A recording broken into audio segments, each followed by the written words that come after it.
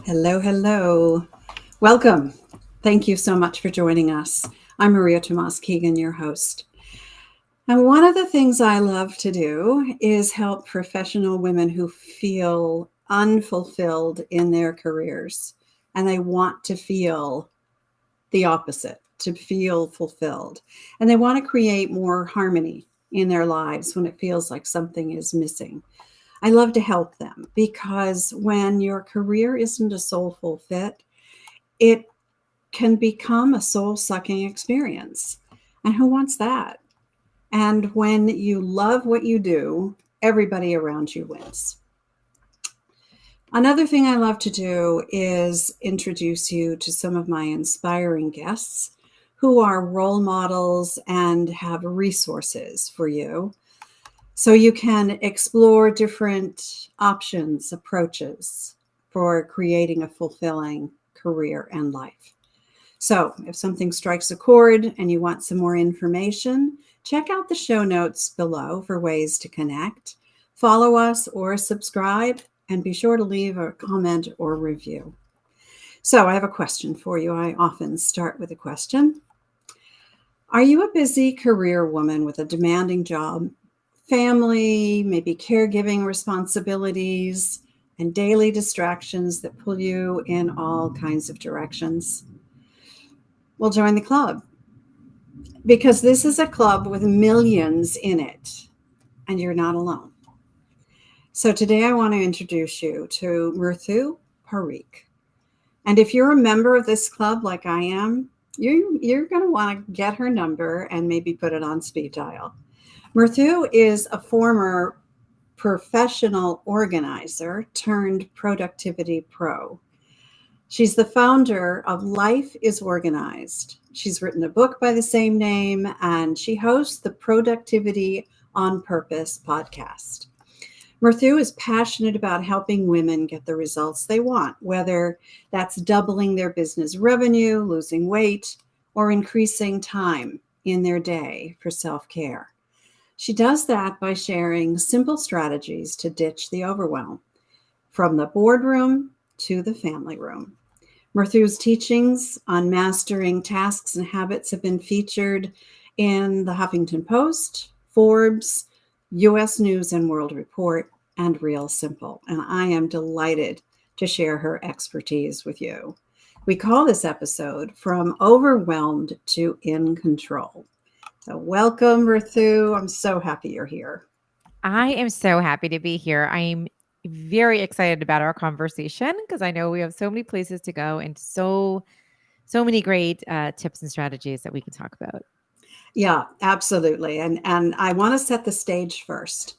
So tell us a little bit about your background. How did you become a professional organizer and then a productivity pro? Yeah. Well, when my kids were very young, I was looking for a career switch out of the corporate lifestyle. I was in New York City working crazy hours and ready to kind of just go out, do something on my own. And, I did some of those assessments you do, like, what are you good at? What comes naturally to you? What do you love? And organizing was it for me.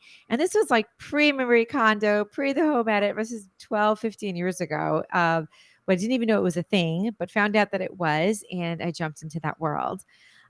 So it became a professional home organizer, but quickly realized I actually didn't love the organizing for people. But what I loved and I was passionate about was teaching women primarily. I was working with women the skills of how to get organized, the skills, and so they themselves didn't have to rely on somebody else. That they felt really confident in themselves that they could look at a space or look at their calendar even and make room and space for the things that matter most. So I was coaching and teaching and creating workshops and trainings for several years until I actually transitioned to productivity and time management. What I realized was we can have all the great plans for organizing, but if you can't find the time to do it, if you can't make it a priority, it's never going to happen.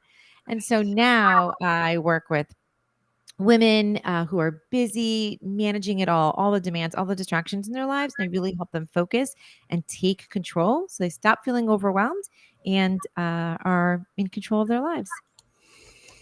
That's fabulous. Thank you for doing what you do, because it is so needed. A lot of us who are busy and have lots of things going on have a tough time managing that. You know, I love the way you put it.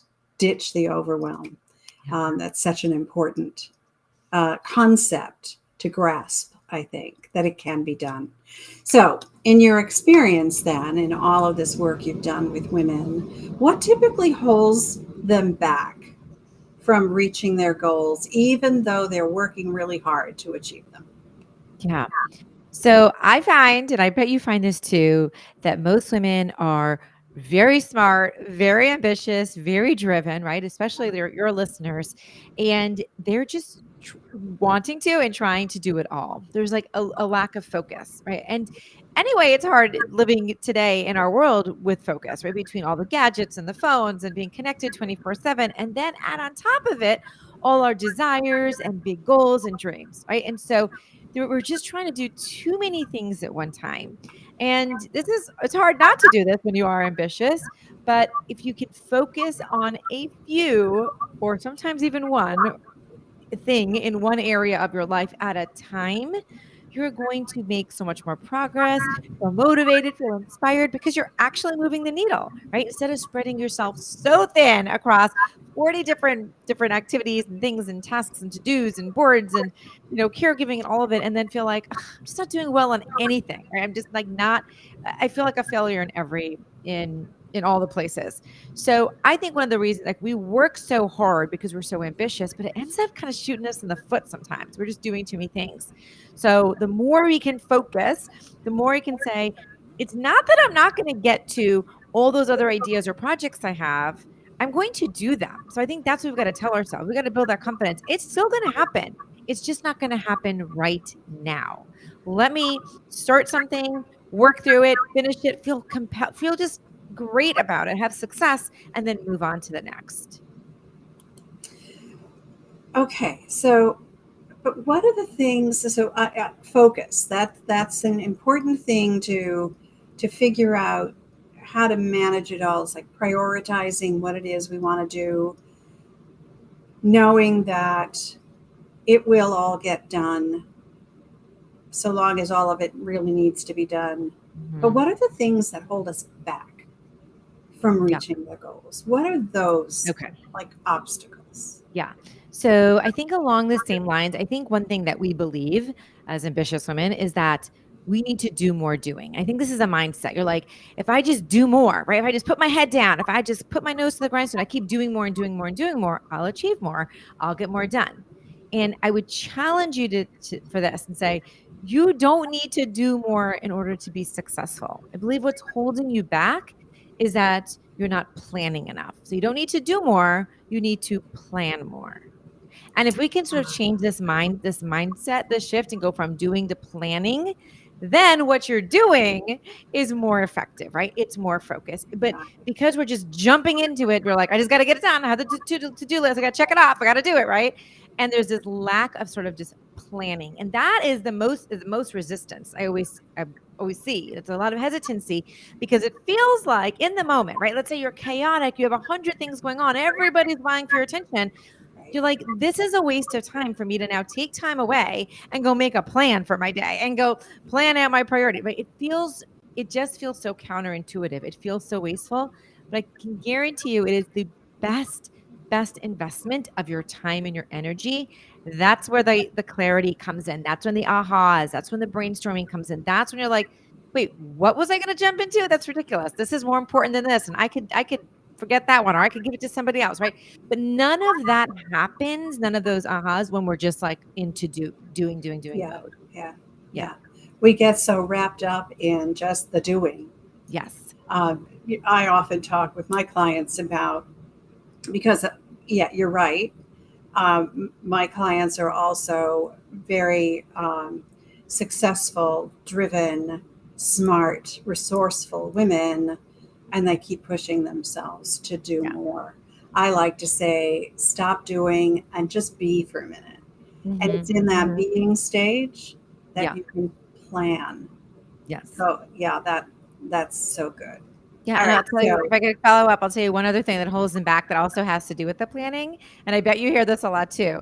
But a lot of what holds us back is also just the mind drama, right? Just the drama in our brain of, I have so much to do. I'll never get through it. I'm so behind. I'll never get caught up. And then it basically just paralyzes us, right? We've all been there. There's so much, and yet you can't move. And so I think this is why it plays into that planning. Again, if you can yeah, sit and take the 15 minutes to write it all out and prioritize it, all of a sudden you'll move from paralysis to action. And like the first step is to get out. You have to actually work on your mind before you can work on your actions. So we've got to get us out of the mind drama and get it. We can talk about this. You would really get it on paper. That's why I would say get it down somewhere, because it can't. It's just too much in our heads. There's too much right. going on up there. We've got to Yeah, get clarity. So yeah. yeah. And that chatter is so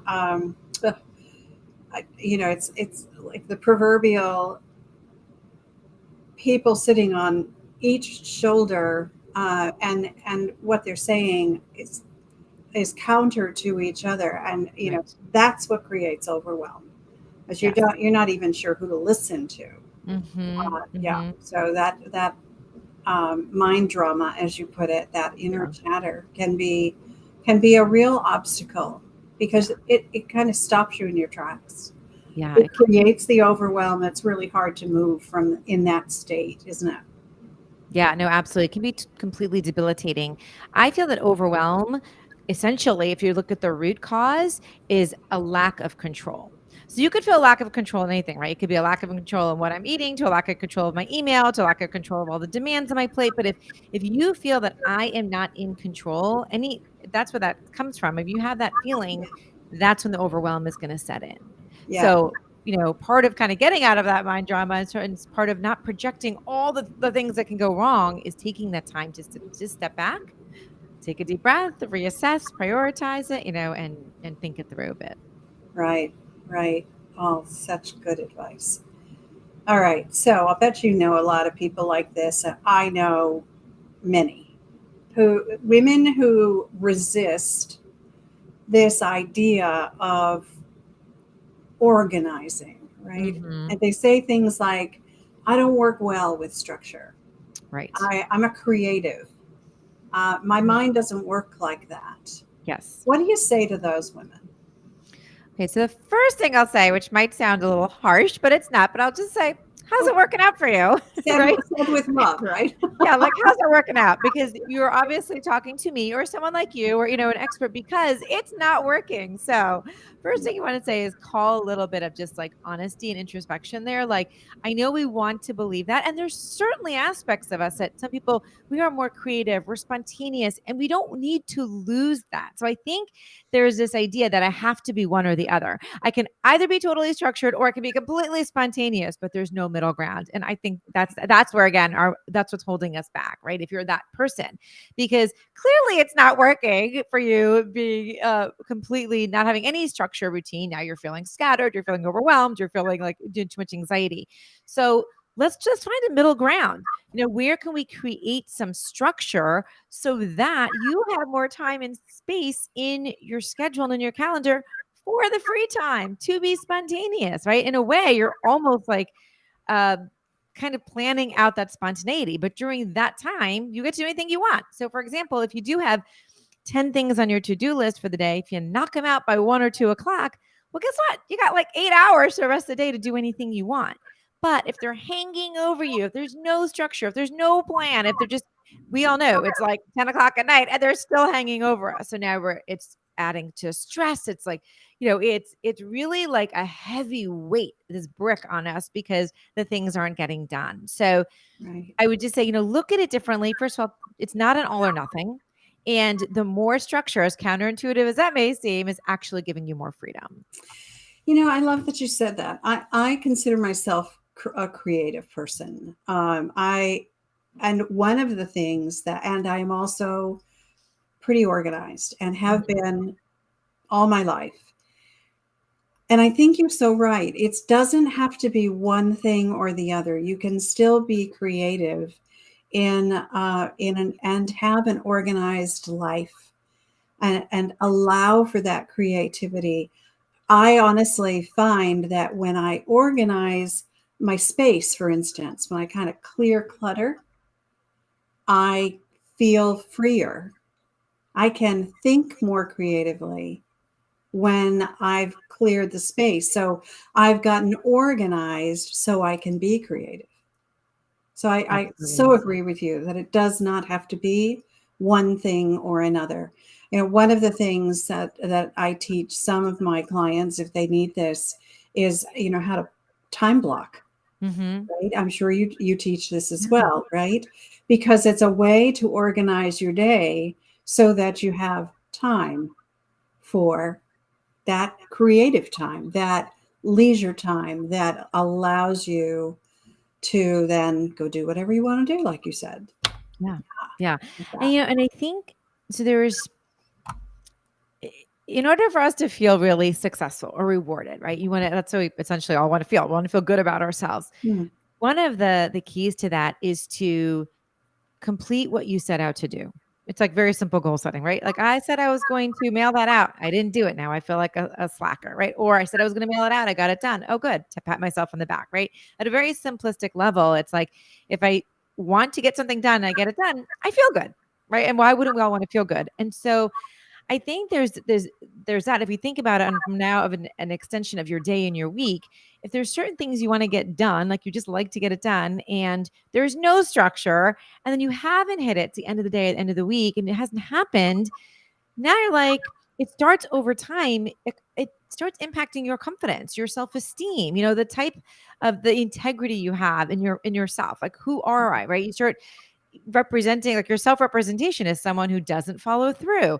I don't stick with my goals. I can't finish the simple things, you know? And so I think there's a longer term effect that we're not always thinking about or sort of just caught in the moment. And it really can have an impact on your confidence, how you're Yeah. showing up as a role model, like to your Yeah. children, to your spouse, you know, to your friends, to your colleagues.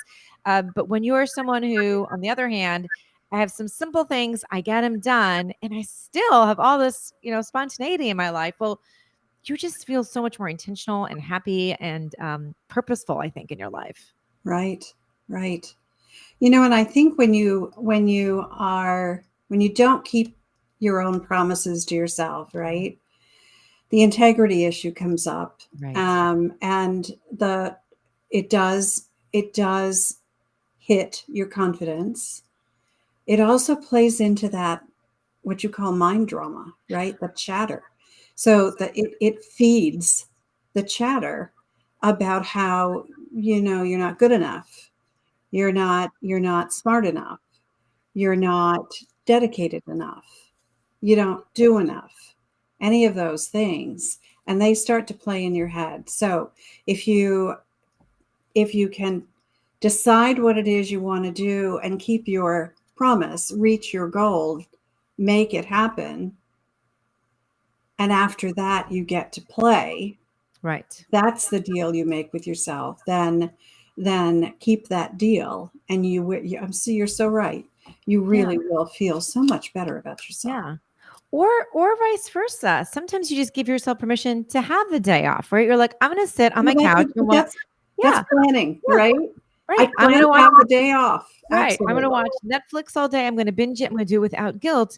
And now you don't have to pick up the phone or the laptop and check into work because you've given yourself permission for that. Right. And that's Yeah. also planned. And so either way, you feel good because you're like, that's what I wanted to do. And that's what I did. So yeah, the planning is Yeah. really, really essential. Yeah. And I love that. Do it without guilt, Yeah. right? Give Yeah. yourself permission and don't look back. Right. Just do it without guilt. And then when it's done, when it's over, you've taken your time. Yeah. Now you hit the books again. You hit the ground running again with a plan. Right. Yeah, love that. All right. So I know I have shifting priorities day in and day out. Yes. How do we choose to focus um, on the right things, on the best things for us to address the overwhelm and feel more in control? Yeah. So I'm so happy you asked this because I feel like women, we have a really great gift that as the busier our lives are, the more we neglect. And the gift is your intuition. And the gift is our gut. And like it really truly guides us. Like if we tapped into it more, I think we'd all lead more rewarding and fulfilling lives. Okay. So I'd say there's just one question I'll tell my clients to ask themselves every day when you have 1,000 things going on, when you have pages and pages of to-dos and you have overwhelming emails and all the things are happening. Just ask yourself this simple question at the start of each day. What would make me feel most successful when my head hits the pillow tonight? Okay, what would make me feel most successful when my head hits the pillow tonight? So there's some key, we'll break that down a little bit. So when I'm saying tap into your intuition is when you're tapping into the feeling, because there are a million things, like I said, on that list that we could be doing, but there are certain things, I'm going to feel the most reward. I'm going to feel the most successful. So for example, it might be something for yourself. You're like, if I skip that workout or that walk or that yoga, it's going to be annoying and I'm going to kick myself. But if I do it, I'm going to feel like $1,000,000. Like it's just something really important to me. Or when I see my list of, 100 things that could be doing as I'm thinking about that new career or I'm applying for a new job or, I could get out 3 of those I could make 3 connections today or send out 3 resumes. That would make me feel amazing, even though I won't get to the 99 other things, right? If you start tapping into what would make me feel the best, that's what you want to grab. And I say start with 5, and I would break that down to 3 professional and 2 personal. So 3 kind of career related and 2 personal, because our lives, the way we feel successful and rewarding is that it's an integration of both of them or both sides, right? So but here's the tricky thing. So what sometimes people will say, well, what would make me feel really great right now is if I just skipped this and did the easy thing, right? I got on, I watched that show or I checked out my social media or even organized a drawer because I love organizing or cleaned the kitchen or something, right? Like I would feel really good. But is that what makes you feel most successful in the moment? Because it's like an easy thing to do. Or at the end of the day when your head hits the pillow? Like, would you say if I had the greatest day today, that would make it to the thing at the end of the day and not in the moment? So I think that's where we got to be really, really deliberate because in the moment, feeling good is very different than at the end of the day. And you're like, ugh, if you have a feeling like I wasted my day, then it's not the right. If you're like, I still have 99 things on my list, but I had a great day, you've hit the right 5. I love that. That you are so right. How we feel in the moment versus how we feel in review Right. That's are exactly very right. different. They are very different. Yeah. So I love that question. What will make me feel successful when my head hits the pillow? Yeah. Every night or tonight. Or tonight. Yeah, because you're right. Tonight, Yeah. right? Yeah. Right. So you say 5 things, I say 3 things. Mhm. And I and that's because I like to work on, I love the number 3. Yeah. But if you can do 3 things, you can probably do 5. If you get those 3 things done and done well, right? Done the way you feel good about, and there's room for whatever else, another do thing or another play thing. Yeah. That will, and finding that harmony in that, I think is I love that question. Yeah. I love that question. That's a great question. And it's funny. I used to always say 3 as well. And I kind of moved it to the 5 as I was thinking 3 more personal and professional. But I think 3 is a fantastic place to start. I'm a big 3s also. But I also want to keep in mind that it can be 5 very small but very rewarding things, right? So sometimes we're working with clients, one of their personal ones is, I want to do my face routine tonight. Like I want to put on my, like that's one of their personal. It's not an hour long thing. You're like, I just really would like to take care of my skin tonight. I mean, that's it, right? Yeah. Or I want to turn off the light by 10:30. Like I want to turn off the light, and that's one of my personal. So when you're thinking through 5, there's certainly not 5 1-hour tasks or, just keep that in mind that it can be very small things. But again, if you tap into, I would feel so good. How many times do you make that commitment to yourself that I've just got to go to bed earlier. I've got to go to bed earlier, and you don't do it. And then that one night you do it and you're like, oh, I felt so good the next morning, right? I wish I was do that. So if that was one of your too personal, that's great. It takes 1 minute, right? And so just keep that in mind. Yeah, you're so right too. That none of these things have to be, mega jobs, Right. right? Uh, I talk about how a lot of people talk about work-life balance. I talk about it in terms of harmony because I don't believe in the scale thing. And it's a conjures an image for me that doesn't work. So I usually talk about it as being harmonious, like you're the conductor of your orchestra. And every day you get to conduct a new symphony. So, what do you want to do today? This is why I love that question that you asked. What do you want to do today? What are the priorities you want to keep today? What are the most important things that, back to your question, that when you hit the pillow tonight, you will feel the very best? Yeah. I love that. Create harmony in your life. Yeah, and I love the harmony. I love Yeah. that analogy. And also you started by saying, our priorities shift daily. And that's why I think this is a daily question, because every day they change, every day, Yeah. Okay, so now I don't know about you, but all the planning, no matter how organized I try to be, there are days when it just goes haywire on me, and I can't seem to stop it. What's your advice to help us get back on track when that haywire thing happens? Yeah. Yeah. And this is a little bit similar to, I think, when we started our conversation, but I think, and it's in that chaos, it's in that, everything is falling on top of me, is when it feels very counterintuitive, but to pull yourself away momentarily. I mean, for maybe 5 minutes, 10 minutes, maybe up to 15, but it doesn't have to be hours, but it feels like I should just be doing. But until you can pull yourself, sort of like extract yourself from that, literally actively from that situation or from that drama or from what's going on, and just take a deep breath and just look at everything that's going on and give your mind a rest. Maybe do a little bit of writing. Like I would like to do a brain dump. Here's all the things I have to get done.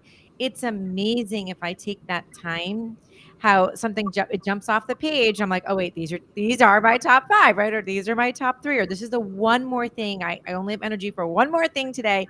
This is it. Instead of diving into everything and keep going. That's burnout, but it's just ineffective. It's like you're just this like working off this residual energy that it's just ineffective. So again, it's sort of just pull yourself out. So I sometimes say it's actually, I think sometimes pulling yourself out of the state, like maybe you have to go take a walk for 5 minutes. Maybe you need to like turn off the laptop and the phone and like just take a breather. Maybe put on your favorite song. Maybe go outside and garden for 5 minutes. Like just do something. I do actually think taking yourself physically out of that state will help you sort of recalibrate and reassess and allows you to take that breath. But when you're surrounded by all that distortion and the distraction, it's really hard to do that.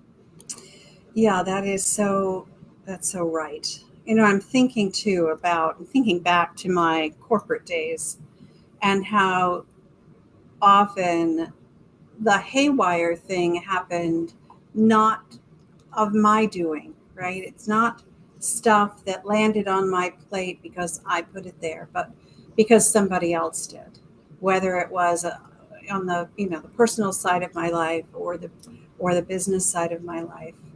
So when it's somebody else, this is where we often want to be in control and we are not.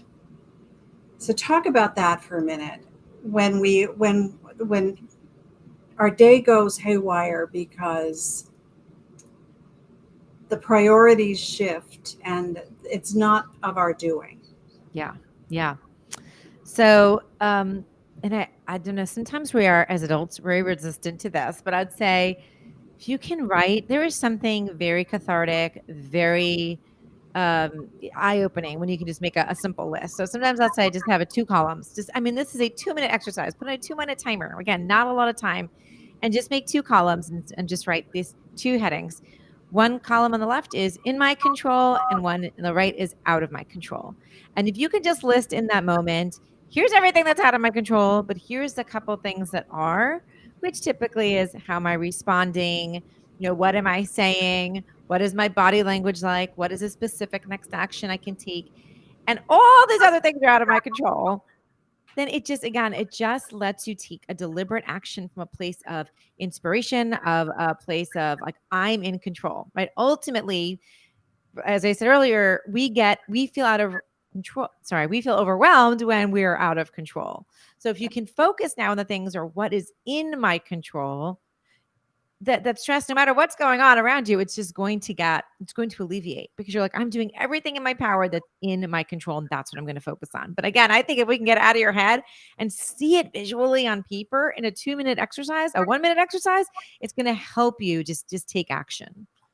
That's brilliant. That really is brilliant. And so often we don't take the time, right, to really figure that out. Yeah. And like you said, it's a 2-minute exercise. Yeah. And the list of the things that are out of our control will almost always be way longer than what we can control. Right. But the thing is, if we can't control it, don't waste your energy on it, right? Don't waste your energy trying to control it, right? That's where I think we get wrapped into that hamster wheel and can't get off because it's all these things that we're trying to control that we can't control. Yeah.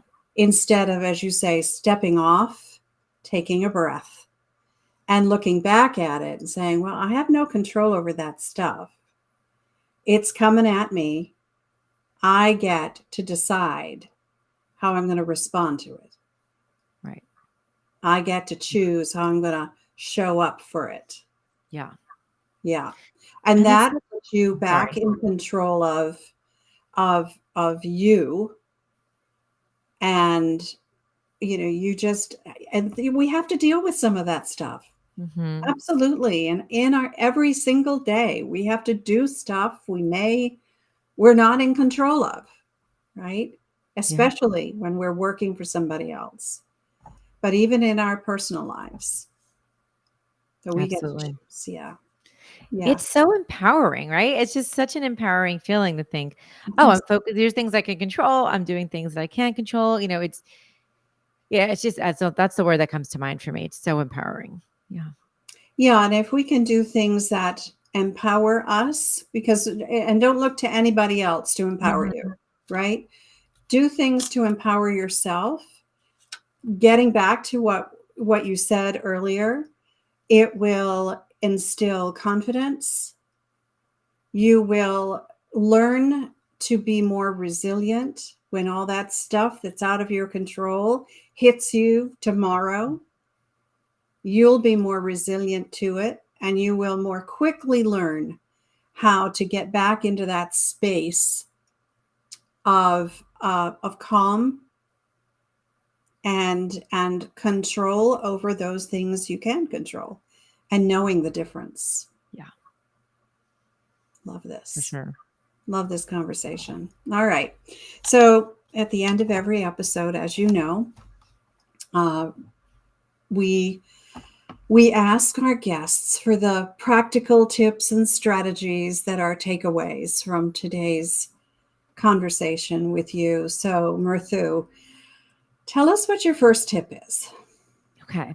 So I'm going to probably reiterate a little bit of what we were saying because I want to reinforce it, but I can give you some tactical things too. But I think a big takeaway here today is, we can't, time management is really about distraction management. I think, if we can really get focused, we're going to feel more successful and rewarded. So again, some of the things we mentioned is just start your day every day. Or what are my top 5 most or what are my top 5 tasks that will make me feel most successful before my head hits the pillow tonight?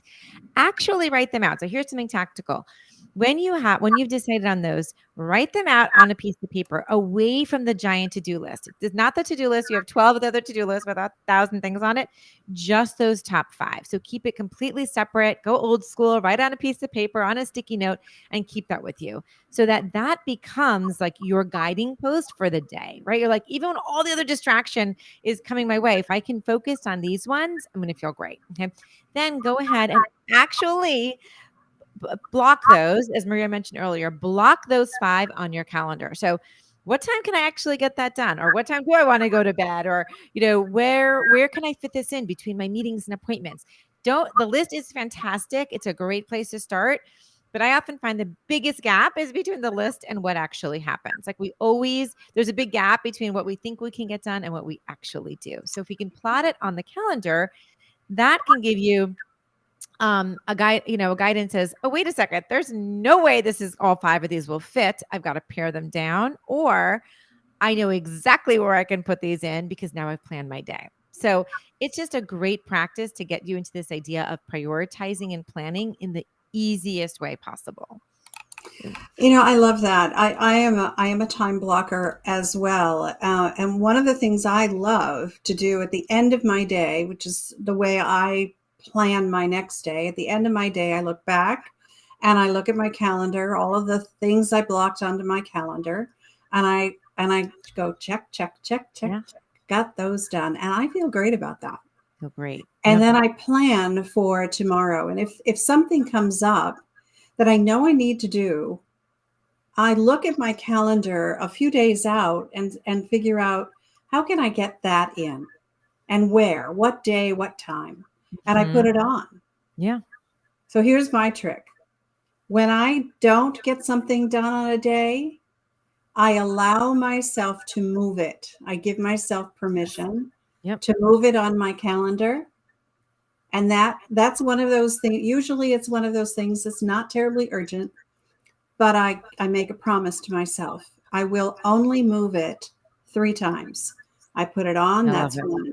I move it twice. That's all I can do. By the 3rd time, if I have it on my calendar for the 3rd day, it must get done that day. That's just a promise I make to myself. I love it. I love that. It's just a way to keep myself in integrity, right? Yes. All right. Number 2. The second thing I'd say, so a really simple way, because I'm really focused here on focus, is to, as you notice, I like just some old school things. Take a piece of paper, write things down, but also use a timer. A timer is really, I think it's something we think is for kids or for, little kids are like, put the timer on. You can use your iPad for 15 minutes. Then you could eat. It is more, at this point, adults need it more than kids. So use a simple timer. Oh, shoot. I wish I had this on my desk. So I have this little cube. You can get it on Amazon. It really is called a timer cube or cube timer. And on each side, it says like 5, 10, 15, 20. And so you just plop it down that side and you're like, if I just need to focus on this thing for 10 minutes and I can't seem to get it done, I'm just going to plop it on my 10 side and just say totally focused on the task or the activity, or 20 minutes or 15 minutes. I think we completely underestimate how much we can get done in 20 minutes. It's unbelievable how much you can get done in 20 minutes if you're fully deliberate and intentional and focused. It's just that we get unfocused so much. And the reason the timer works so well, you don't want to use your watch, you don't want to use a clock, you don't want to use your laptop, anything like that, is because there's a psychological effect of time coming towards you. So for example, if it's going 20, 19, 18, 17, time is coming towards you. If you're looking at your watch, time's going away from you. It's 9:21, 9:22, 9:23. So you start getting very stressed out. And also when time is coming towards you in a timer, you are working towards a signal. And a signal is something for the brain that makes it stick with the task. So anyway, there's lots of research around that. Just trust me, a timer works fantastic. So I would highly recommend everybody have some type of timer. By the way, we all have one on our iPhone too. So I love that. I love that. I love what you just said, the concept of time coming towards you or going away from you. Now, I've never thought of it in those terms before, but I love that. That's great. Yeah. I use a timer a lot. And one of the other thing I would suggest is if you're using a timer, also do your very best to limit the distractions during that time. So turn your phone off Yep. Close your email so you're not distracted by, the new ones coming in. Do whatever you can, close your door to limit the distractions during that time so that you can be as productive as you can be. Yeah. Got a third one for us? I do.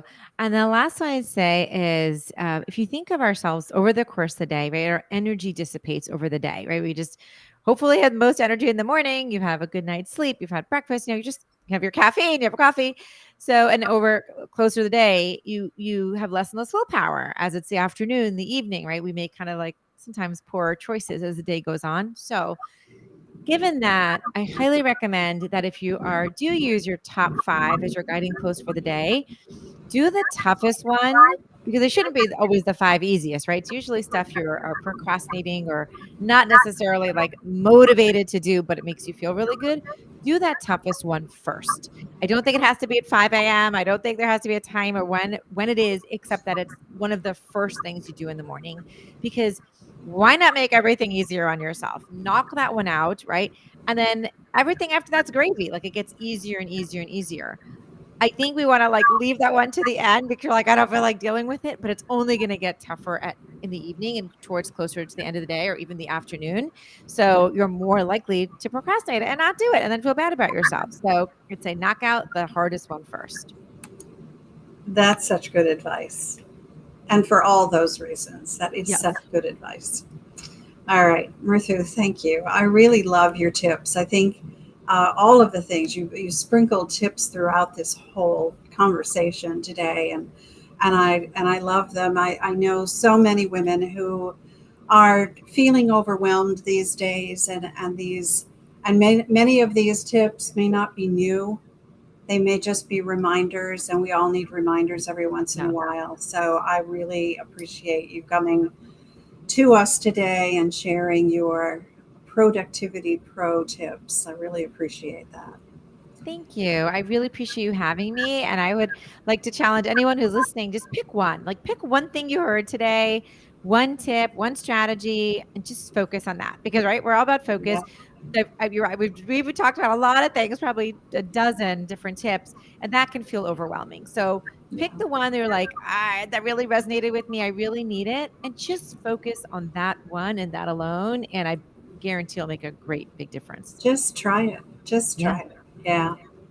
I know that there are going to be lots of people who are going to want to connect with you. And like I said early on in today's podcast, get Murthu's number and put it on speed dial. So what is the very best way for them to connect with you?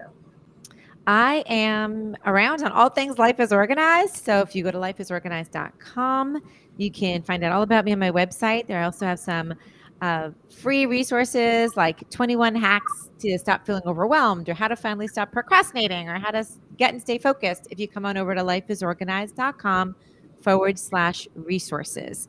And I'm also Life is Organized on Facebook and on Instagram. That's great.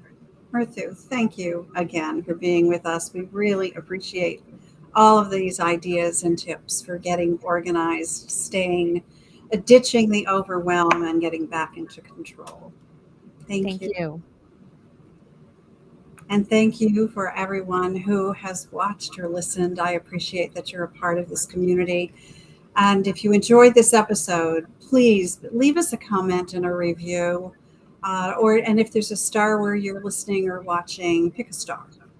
As I said at the top of the show, I love creating and sharing resources for professional women who feel stuck in their careers. So if there's something in this episode that resonates with you and you'd like to get a fresh perspective, reach out. Let's talk about it. Let's continue this conversation. All the links for reaching Murthu and I are below. And I invite you to continue the conversation in my private Facebook group called the Career Transition Roadmap. And the link for that is below as well. So let's meet again here next Wednesday, as usual, because I believe it's our time to thrive. And I hope you'll join me and let's thrive together. Till next time, I'm Maria Tomás-Keegan, helping you turn transition into triumph.